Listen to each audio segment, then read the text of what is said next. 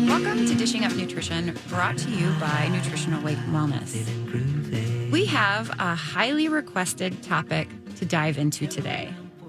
Over the next hour, we will be discussing our top asked about nutrition myths. So all these myths that come out in the media, people are always wanting to know, what's your opinion on this? We're going to do some debunking this morning. That's right. These are the questions we discuss with clients each and every day when we're working in our clinics. And it's not surprising that these questions are asked so often. There is endless nutrition advice in the media these days. Clients often come to us saying, I've read so much conflicting nutrition advice out there, I just don't know what to believe anymore. And it's no wonder. After so many mixed messages we read and hear regarding the newest diet, things to promote good health, and the secrets to weight loss, we understand the confusion. And that's why this morning we are shedding some light on some of the most asked about nutrition myths. Before we get into this discussion, let me introduce myself. I am Teresa Wagner. I am a registered and licensed dietitian. And joining me today is Brittany Vincent. She is also a registered and licensed dietitian. Over the years that Brittany and I have counseled clients, we have noticed trends in the questions that come up.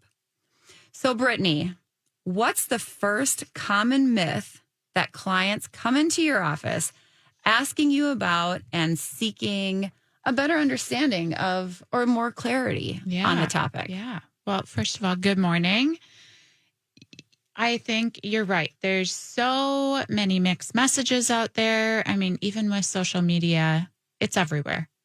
Yes, everywhere. Everybody eats food. So, everybody thinks they're a little bit of an expert on it sometimes. That's right. I eat food, therefore. Yeah. So, when we're working with clients, that is really part of our job, is to clear up all that confusion so they walk away with a clear plan and understanding of how to eat to feel their best. So let's start with a common myth that we often hear. First-time clients or people who are taking our classes for the first time often say, my doctor told me not to eat beef or steak because it contains saturated fat and will clog my arteries. Is that fact or fiction? Or is that a nutrition myth that has been told over and over? Does eating steak, especially good quality grass-fed steak or grass-fed ground beef, really clog our arteries? I mean, the answer is no. But Teresa, how did this myth even get started?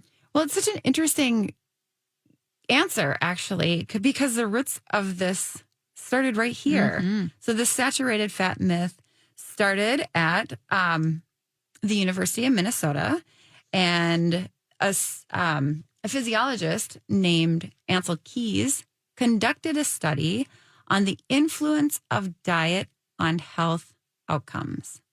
He hypothesized that saturated fat causes heart disease. And I think with many scientific researchers that when they have these hypotheses, they become attached to them. And this is very much the case for Ansel Keys, where he just believed so deeply that saturated fat was going to be the cause of heart disease and really stuck to it and was a highly influential person at the time.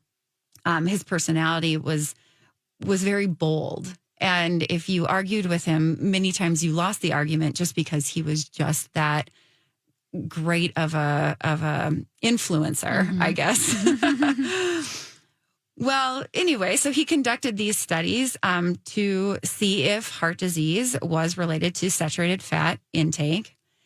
And I guess in hindsight, it's no surprise that it's since been discovered that some of these studies were funded by the sugar industry. So these studies that were correlating heart disease and saturated fat were funded by an industry that had, money in the game. Wow. and liked the idea, right? That it being the meat industry that was behind the heart disease. So that's right. Some of these studies were funded directly from the sugar industry to sway research in their favor. So publications linking saturated fat in our diets to heart disease were flawed. Yet, unfortunately, it influenced dietary advice for decades to come. Fearing clogged arteries, people stopped buying beef, and that really had an effect on the sales of beef. The sales dropped tremendously. But what happened to people's health is really interesting. You would think that if this were true, that people's health would have gotten better and there would have been less heart disease. But there was actually an increase in heart disease. Wow. Since then, there have been studies that show the long-term effects of this poor dietary advice of eating low-fat and fat-free.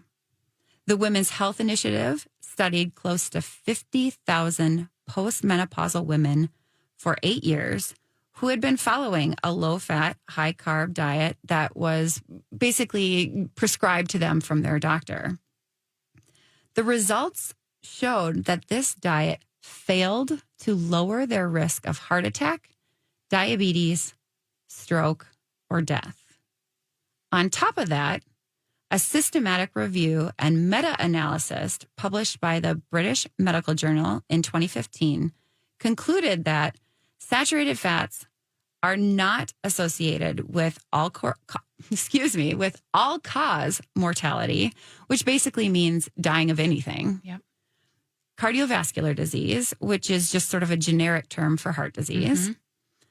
Coronary heart disease, which is a little bit more specific, that's related to the buildup of plaque in arteries, which then decreases blood flow to the heart. It's not associated with ischemic stroke, that's when we have blockages in the brain, reducing blood flow to the brain, or type 2 diabetes. So let me just kind of review that just again, because it's just a lot of words. Yeah, it is. So this meta-analysis, which meta-analysis are actually excellent ways to look at data across multiple studies. So they look at the statistical evidence from many different studies and compile those together. And what they had found is that saturated fats are not associated with dying of anything, of coronary heart disease, cardiovascular disease, stroke, or type 2 diabetes. So people have been eating this way, like you said, for decades. And here we are in 2023, and this message is still around. And though Dr. Key's saturated fat and heart disease study, has been proven to be flawed, and many studies linking saturated fat to heart disease had financial influence. Again, many have that fear of saturated fat still. It's kind of ingrained in your brain. But we really just can't keep believing in this old, outdated research. So the question is, what are people actually eating that is causing clogged arteries and heart disease? So you longtime listeners know the answer. It is sugar. And Teresa, you had mentioned that after this research came out and people reduced their saturated fat intake, heart disease actually went up. So people ended up eating more carbohydrates and sugar, and that's why the rate of heart disease ended up going up. Right, because if you take out one food, you have to replace it with something else, and they replaced it with carbohydrates. Yep. So that stack of pancakes at brunch, that movie theater popcorn coated in fake butter, the beer and pretzels, all of those examples of ultra-processed high-carb foods, those are the ones that are actually clogging arteries. And those foods really don't have any nutrient value either. Right. And, it's funny because that makes me think of the popularity of the breweries right now, which is fun. And I'm always pro-business, right? Yeah. Like I want people to be successful in their endeavors. And that certainly has been an area where people have been successful.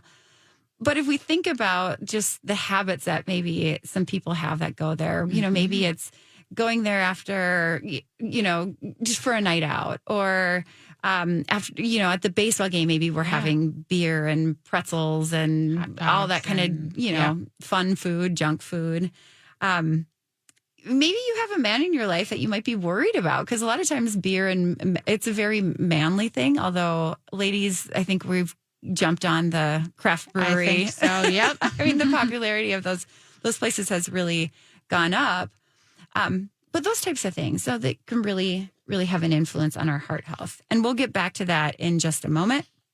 You're listening to Dishing Up Nutrition, brought to you by Nutritional Weight and Wellness. In today's discussion, we're diving into our top asked about nutrition myths. Stay tuned, because we've got a lot more to cover this hour. Welcome back to Dishing Up Nutrition. If you're tuning in live today, I want to share something fun coming up this week.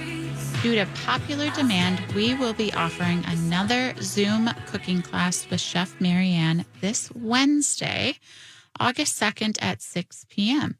The theme of the class is the highly requested topic of cooking for one. I know when counseling clients, working with people living alone, often they just don't feel inspired to cook for themselves. So in this Zoom class, Chef Marianne will leave you excited to get back into the kitchen and create some dishes that are nourishing, simple, and easy for those who are cooking for one. To sign up, visit our website, weightandwellness.com, or call us at 651-699-3438. So before break, we were talking about the foods that actually clog our arteries, not the saturated fat.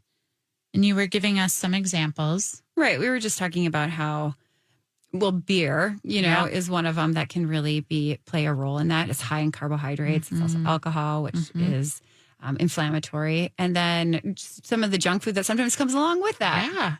But really, it's not limited to those things. It can just be other high sugar foods, high carbohydrate diet. As opposed to, the thought was that it was red meat and eggs and high saturated fat or high cholesterol foods. But as far as beef is concerned, grass-fed beef with naturally occurring saturated fat is safe to eat and even healthy. We encourage every client to eat a variety of animal protein, not just beef, but mix it up. Have some chicken and turkey, fish, seafood, eggs, game meats if you can get a hold of it. And just have a broad spectrum of these different types of proteins, because they all have different nutrient profiles. And so they offer different sort of nutrients that are beneficial for the body. And your food doesn't get boring. Right. Yeah. That's really important. And that's one of the things I tell my clients. It's really important to be excited about what you're going to eat so that you stick to it. So I would say the next time a medical professional or your neighbor or maybe even your mom tries to tell you that beef is bad, pull out the research and show them that what they believe is bad was based on poor research. We can't keep believing this outdated, flawed research, because really our life can depend on it. Yeah, that's so true. So this myth relates to our next myth in our discussion today. Myth number 2, all fats are bad and will make you gain weight. In his book, Eat Fat, Get Thin, Dr. Mark Hyman notes that fat is one of the body's most basic building blocks, and the average person is made of between 15 and 30% fat. I think that creates a picture of just proving we need fat for our body to function efficiently. And at NWW, we have been advocating for eating healthy fat since this company was founded almost 30 years ago. Which is so funny when I think about that, because that was like, the time when low fat was king. Yep. And I cannot imagine the pushback. Yeah. That people would give to that advice. Yeah. Can only imagine. We always advise to include a tablespoon or 2 of natural fats in every meal or snack. However, all fats are not created equal. when it comes to your health. Natural fats support the tissue of your brain to keep you thinking sharp, hydrate your joints to keep you moving pain-free, plump up your skin to prevent wrinkles. And on the flip side, the fake man-made fats, refined oils, they break down and damage your tissues, causing your brain to feel foggier, your joints to become stiff and achy, and your skin cells to become hard and crusty, which then cause wrinkles to start to appear. So look in the mirror, and if you have been following a low-fat diet for a long time, do you have some extra wrinkles you would like to get rid of? If yes, let me suggest adding a tablespoon of healthy natural fat to each meal or eating 7 to 8 tablespoons of fat daily. So, it tastes delicious, it's more satiating, and then we get all the health benefits from it too. What's kind of funny about that is we have a new person working at Nutritional Weight and Wellness. And she goes, what is in the water here? Everybody's skin looks so good. Oh, I love it. It's perhaps because we all eat a lot of fat. Uh-huh. All right. So let's get just a little bit more specific with the fats. What do we mean when we say healthy, natural fats as opposed to those fake man-made fats? The next time you're shopping for fats and oils in the grocery store, think about which fats are natural from the earth and which ones are man-made. Avocados, nuts, and seeds, they all grow from the earth. Extra virgin olive oil comes from olives that grow on a tree. We've got cold-pressed coconut oil and canned coconut milk. Also, coconuts are growing on trees. Mm-hmm. These are natural, healthy fats. And we encourage you to eat a variety of these fats to get a broad spectrum of nutrients, like we were talking about with the proteins, get those different nutrient profiles, which benefit your tissues.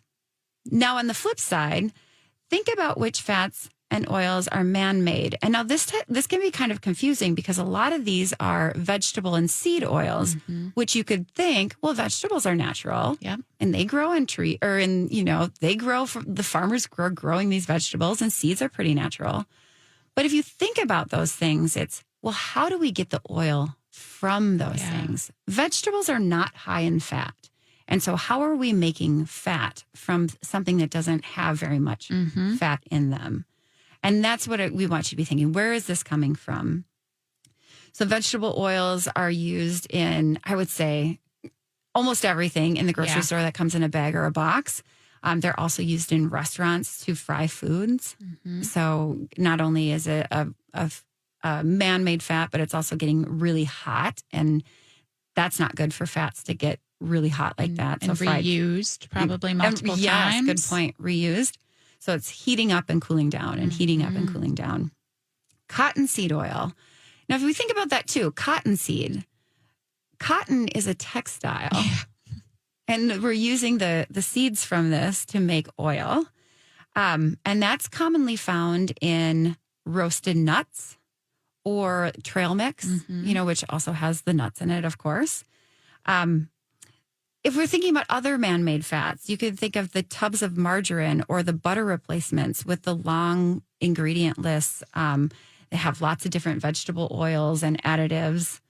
These are certainly not natural. I mean, if you think about butter, all it is cream that's been agitated, right? You can put cream in a jar and shake it, and then eventually it'll turn into butter.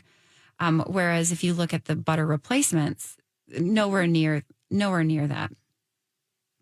So I guess my question to you is, have you thought about it in this simplistic way before in terms of natural versus man-made?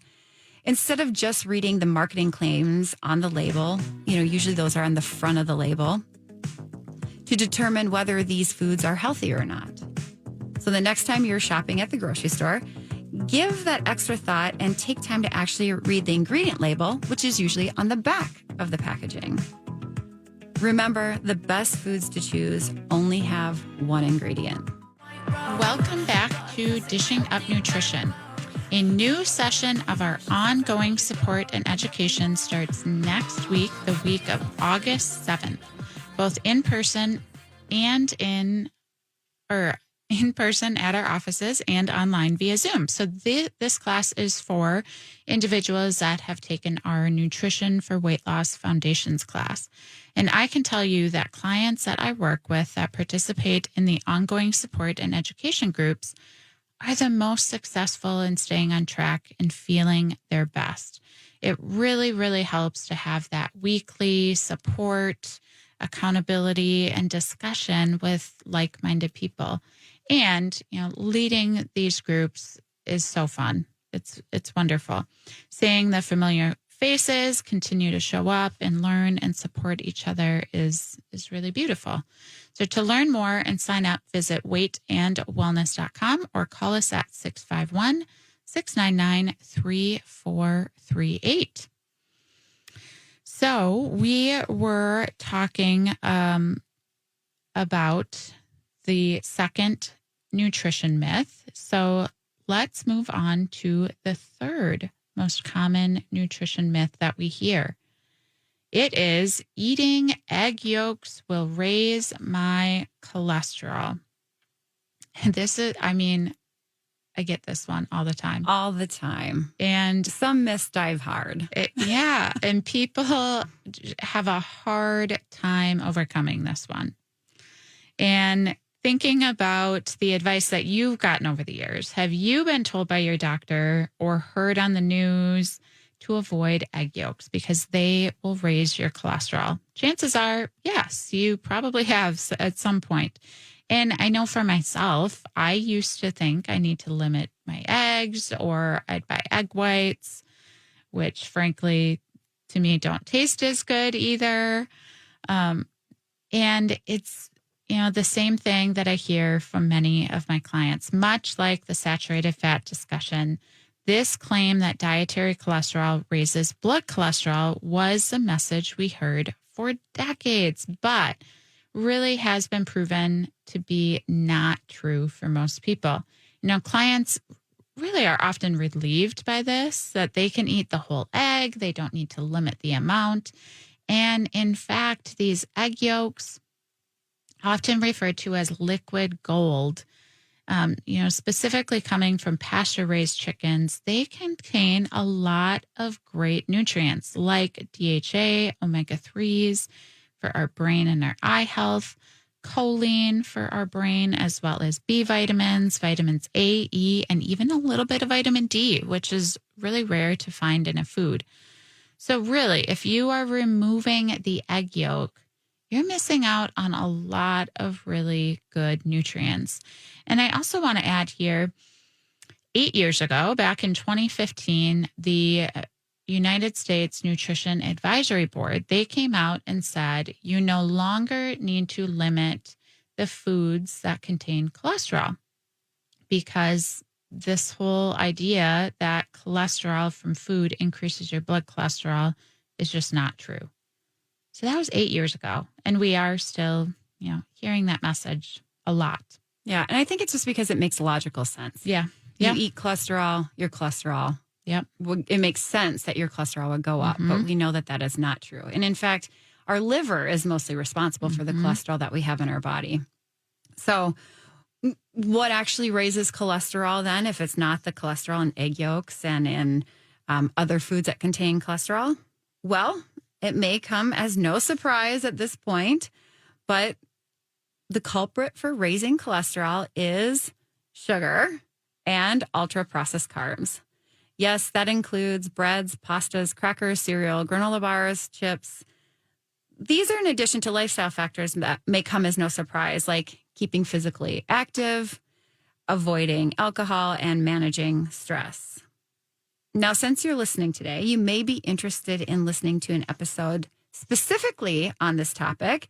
And we have a great episode from last year where Melanie and Brittany dive deep into all you need to know about managing cholesterol. The episode is from January 8th of 2022, titled Diets for Cholesterol Management. So we invite you to give it a listen and learn more on that topic. And I'm sure you can agree with this too. We see clients that actually increase their egg consumption And then they reduce their carbohydrates and their cholesterol improves. Their whole profile improves for the better. Yeah, So, that I lipid mean, yeah, profile. we see it on a regular basis. So let's move on to the next diet myth we often hear about in relation to lifestyle. Myth number 4, a fasting detox diet protocol every now and then is necessary to cleanse the body. So have you ever attempted a special restrictive diet cleanse? Maybe it was after a week of vacation or after the holidays where you overindulged in rich foods and special drinks, and afterwards you felt like your body needed a little reset. I think after January 1st, that's a really common time for people to do this. And often people start a detox powder product along with these drastic diet changes, coming back from a vacation just to lose the 5 to 10 pounds they gained. Well, I have some good news because our bodies are designed to naturally cleanse and detoxify themselves with our detox organs, the main one being the liver. Right. And these organs need plenty of nutrients to help them function efficiently. So restricting nutrients, particularly protein, will just add stress to these already hardworking organs. So foods that we can eat to support our detox organs, like the liver, are foods like fruits and vegetables, rich in color, that contain nutrients that fight off toxins and support the liver function. Think deep colored berries and dark leafy greens and herbs. And like I was saying too, protein is so important for the functioning of those organs. I actually talk about natural ways to detoxify the liver with most of my clients because it is so connected to many health concerns, including weight loss. And the number one food group I encourage to include in your daily diet to help support liver detox are those cruciferous vegetables. These are often the stinky ones. Think broccoli, cauliflower, dark leafy greens, cabbage. And we recommend including these detox powerhouse veggies into your diet every day to support your liver and really your whole body. And, for a lot of people, their families don't necessarily like to eat vegetables and think it's not very realistic for them to be cooked every day. But don't worry, there are a lot of simple ways to incorporate them into your diet so you don't even know that they're there as consistently as we are recommending. For example, anytime I'm making a soup or a stew, I throw a handful of dark leafy green veggies in, like spinach. They just wilt down very easily. So you barely even know that they're there, but you're still getting those detoxifying nutrients. And it really doesn't affect the flavor either. That's a great idea. Yeah, anytime, just think about anything that you're cooking. How could I incorporate some of these vegetables in there? I often have clients throw some riced cauliflower or kale into their protein shake to get in a serving. And it really does not change the taste like you might think. I use that frozen riced cauliflower a lot in random things, again, just to bulk it up, add more nutrients. And it's as if sometimes it kind of just dissolves and you don't even know it's there. Yeah, I think and another easy place to do it is with rice. Yes. If you're having something that has rice with it, do half and half rice and cauliflower rice. You're getting that detoxifying cauliflower. You're reducing the number of carbohydrates you're having, and you really cannot tell that it's there. Good suggestion. Another thing that I do that incorporates those cruciferous vegetables is make the egg roll in a bowl recipe, which you can find on our website. It uses cabbage as the main vegetable, but it tastes so good. I love it, and it makes great leftovers. Yeah. So this is one of those where I'm like, I love to make it because then I know I have lunch for at least 1, maybe even 2 days. And it's a really, really good recipe. And it's an easy recipe. Yeah. Egg roll in a bowl. Yeah. That one is fantastic. So like I mentioned, I discuss with my clients natural ways to detox the liver without having to do this restrictive cleanse with really doesn't even help in the long run because you're missing out on those key nutrients to detoxify. So since most of us are not getting enough of those cruciferous veggies in our diet, I often recommend a simple liver support supplement that is specifically great for hormone detoxification. One of my go-tos is called Estro I3C, and it is basically a very concentrated amount of cruciferous vegetables in a capsule form with some other added things in there. So the nutrients are designed to naturally support liver detox. And again, especially when it comes to those excess estrogens, which so many people have an issue with. Right. I love that. I love that particular supplement, the Estro I3C.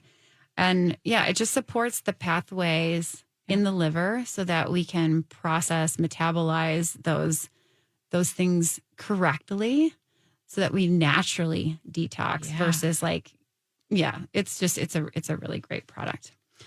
Well, you are listening to Dishing Up Nutrition, brought to you by Nutritional Weight and Wellness. Today, we are discussing our top nutrition myths. Did you know that we collect ideas for our show topics from listeners like you? One way to ask us your specific questions or to suggest a topic for our show is to join our private Facebook group. Just open up Facebook and search for Dishing Up Nutrition to join. We'd love to hear from you. Welcome back to Dishing Up Nutrition. Today we're discussing our top nutrition myths. You know, it might be easy to think that dietitians are perfect with our diet and we expect our clients to be perfect too. It is truly a myth. We are here to tell you firsthand. We have busy lives just like everyone else, but that doesn't mean we don't make a conscious effort to do the best we can, even if it isn't perfect. You know, progress, not perfection. And it really, truly is a continuous learning process for us too. And we want to help you make the changes you need to feel better. So let us see how we can help you. Give us a call at 651-699-3438. You know, I think that's a really interesting point that you're making there, Brittany, as far as we're not perfect. And I think that's why we make better counselors or we make good counselors is because we get it. We understand we understand, right? And so many of the things that some of the advice that we have, it comes from personal experience of the struggles because it is hard. 100%. There's so many decisions to make about food every single day, and we are tempted with the same things, and it's such a challenge. But I would also say it gives evidence that you can do it. You don't have to be perfect. That's a great point. That it's a journey and it's doable. Yeah. Well, getting back to our topic today about nutrition myths or debunking those myths, our next myth, number 5, is don't eat anything after dinner. On the contrary, I often recommend a bedtime snack for my clients, and they notice that it makes a big difference in sleep improvement and helping to maintain a healthy weight. The reason is that a balanced evening snack will help keep a steady blood sugar through the night. This is not only a key component for sleeping through the night, but some of the long-term listeners may know that balanced blood sugar is a key component to healthy weight. And I also would say with that too, is that many people like to snack after dinner at some point. And when you have something that's planned versus it being, well, I'm just going to go look in the cupboard or the pantry or the refrigerator and just see what sounds good. At that time of day, it's really difficult to make smart food decisions. Yeah. It's more based on desire versus true hunger. Yep. And so if we plan it out, then it's then we know what we're going to have. And the idea is that we stick to that. Yeah. And then it's versus just kind of that munching all night or that is so true. Those simple things that we like to have before bed. Yeah. Yeah. I've definitely had clients have really good success with that planned snack and eliminating that just grazing all night long situation. And, before you get excited about having this snack before bed and thinking about, I'm going to have ice cream tonight or a bag of potato chips, it really matters what the snack is. Absolutely. The foods you eat before bed, they're going to make a difference in how you sleep, and how you feel the next day. So, for an evening snack that will stabilize your blood sugar through the night, for most people, the combination of about a half a cup of carbohydrate with a couple tablespoons of healthy natural fat, that's kind of the magic combo. So here are some examples of a balanced bedtime snack. Half a cup of berries with 2 tablespoons of heavy cream. If you want to take the extra step and even whip that up. One trick my clients really like is to blend this up, frozen berries, and it tastes like soft serve, or like half a frozen banana works really well in this situation. Yeah, it's so good. It is so good. I do that every once in a while too, and I love it because it is, especially this time of year when it's been so hot. It does feel like ice cream. It's really satisfying. Mm-hmm. Another one that people really tend to love, 2 tablespoons of, peanut butter, almond butter, any sort of nut butter with a small apple or half a large apple sliced up. That is also really delicious. So if this is a new idea for you and you struggle with sleep, you're hungry before bed, give it a try and notice how you slept and how you feel the next morning. It really, for some people, does wonders for their sleep. And it's a simple addition. I had this client or this question come up this week from a Nutrition for Weight Loss class participant. I was teaching the class. And this individual, she had worked really hard to eliminate her nighttime eating because she would find herself just kind of grazing and mindlessly eating. So at this point, she's no longer hungry after dinner and her sleep is really good. And she's like, do I need to add the bedtime snack? And in that example, no. If you're not hungry after dinner, your sleep is really good, then it's not necessary. But if you are hungry and you struggle with sleep, I would definitely recommend it. Well, yeah. And I think that goes into just how nutrition advice is very individual. Mm-hmm. So what we can say works for a general population might not work for the individual. And so that's why, like with nutrition counseling, it's very important to be able to take this type of information without all these nutrition myths. Yep. And then be able to come up with a plan for that individual so that they can be successful. And it sounds like for that person, she's successful with not having a bedtime snack. Whereas there are people who having that fat before bed, it's just so great for their sleep. And then when you sleep better, then weight loss comes easier or whatever their goal is. Our final nutrition myth for today is avoiding cravings is all a matter of willpower. I have clients come into my office all the time feeling defeated and saying things to me like, I just couldn't say no to those cookies in the jar or that bag of potato chips. Then all of a sudden I just lose control. I have no willpower. They beat themselves up because they think it's all their fault and there's nothing they can do about it. Well, we see food cravings as a biochemical process, not a character flaw. If you try to restrain yourself from something that your brain is craving, you will likely fail, but it's not your fault. We have short-term control to restrict food, but it really is unsustainable. When your taste buds, your brain chemistry, your hormones, and your metabolism have been hijacked by sugar and ultra-processed foods over the course of your life, willpower alone may not work. If you are addicted to sugar and refined carbs, you can't white knuckle it for very long. You have to naturally support your brain chemistry and hormones by eating real food in balance to allow the cravings to disappear and the hunger to come back into a healthy balance. I have to tell you that I have heard, the same thing from so many people who start coming to Nutritional Weight and Wellness thinking that we might be able to help them with their health goals, but they're just going to be stuck with those cravings. And that's not true. I mean, for some people, even within a week of changing their eating, those cravings disappear. Yeah, and they feel like it's just magical, right? Yeah. Like I thought that could happen for other people, but it wouldn't happen for me. Yeah, and we find that sugar cravings are one of the first things to improve when you start eating real food in balance. In eating this way throughout the day, breakfast, lunch, snacks, dinner. If you've been battling food cravings and blame it on your willpower, let us help you.